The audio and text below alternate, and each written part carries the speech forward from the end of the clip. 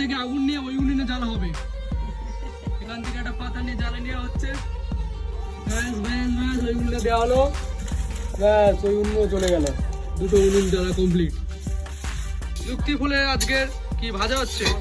যুক্তি ফুল ভাজা হচ্ছে আজকে। যুক্তি ফুল হালকা সেদ্ধ মতো হয়ে গেছে। হয়ে গেল আমাদের কি বললে এটা কি শাক? ভাজা। কি ভাজা এটা? যুক্তি ফুল ভাজা রেডি হয়ে গেল আমাদের।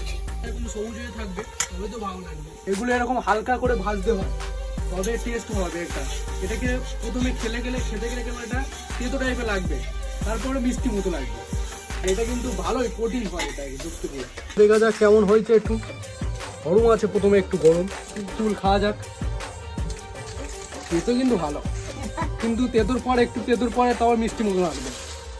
একদিক থেকে ভালো, কিন্তু এটা কেনা যুক্তি ফুল নয়, এটা আমাদের গাছের যুক্তি ফুল, গাছের তৈরি করা যুক্তি ফুল।